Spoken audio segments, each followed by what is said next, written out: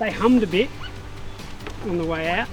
Pretty good. We're only at, what, 3k from the shop, so we've just thrown these on the roof and come straight out. We're going to have a bit of a paddle around and compare one versus the other.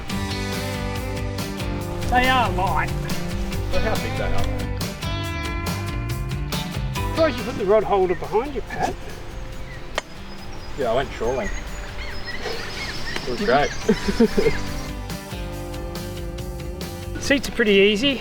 They just strap on, and the really cool thing I like about the Cuda is that if you don't put the seat on, you've pretty much just got a stand-up paddleboard. So this thing's pretty cool. There's a handle halfway, so like you just pick him up and carry him around. So there's 3 chambers in this kayak. The 2 side ones run at 3 psi, and this central deck, which is drop stitch, runs at anything up to 20 psi. So it makes it really stiff and pretty much makes it a stand-up paddleboard. The Pike has the same drop stitch inner, but it doesn't run quite as high. I've never gone on a stand-up before. So if you're standing on this, Chris, do you just stand on it here? I reckon I can do this without getting my feet wet.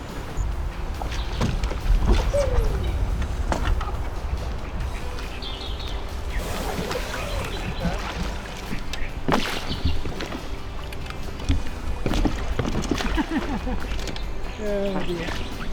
That could be funny.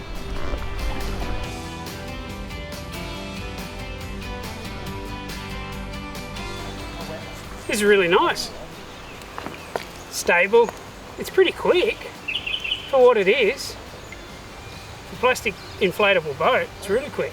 It cuts through the water really nicely, and it's got this nice little bow that tends to keep the nose tracking. I've had a couple of paddles in the Cuda now. It tends to wallow just a little bit, but no, this is nice. Pretty impressed. I really like this NRS Chinook life jacket. It's got this high back on it. It's the first time really using it, and it allows you to sit right back against the seat, and the mesh is really nice and cool. So I'm going to stock a few more of these. We'll give it to someone else to have a go. Oh, this is actually really cool though. It cuts through pretty quick when you get going. It's crazy. No, actually, I understand why people like that stuff though. Stable. Really, really stable. Yeah, feels good. Feels secure. Usually you can feel quite tippy in these, but I think it hits the outside pontoons when it sits over and really won't really let you go too much further. It's good. Look at that. Alright, who's next?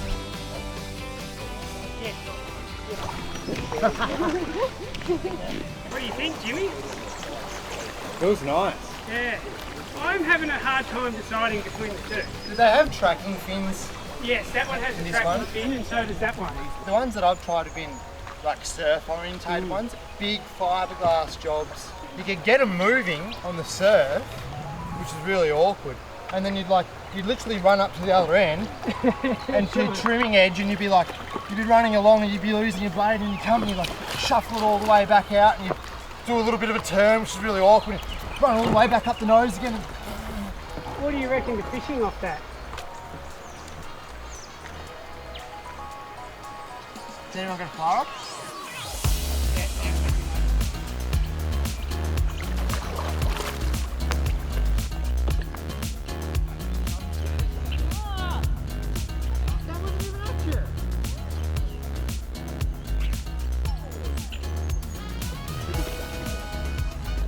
More graceful than I would have thought. You can be rich. That's the best thing about those removable seats.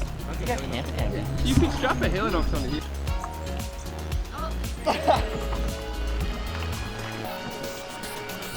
Oh no! Yes!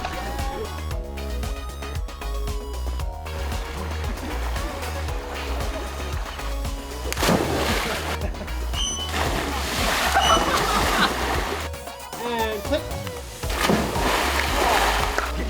Oh!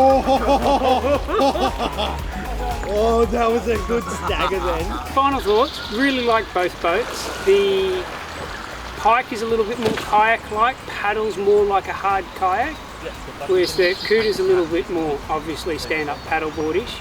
I really just enjoyed using the Cooter coming back down a slow moving river, stood up and then just using the paddle just for a bit of control and moving with it.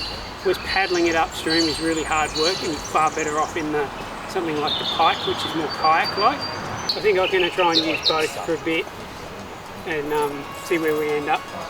It's so good we could just come out of the shop, be out here by 5:30, playing around on the water for a couple of hours. I think everyone had good fun. And this is such a sweet place to live.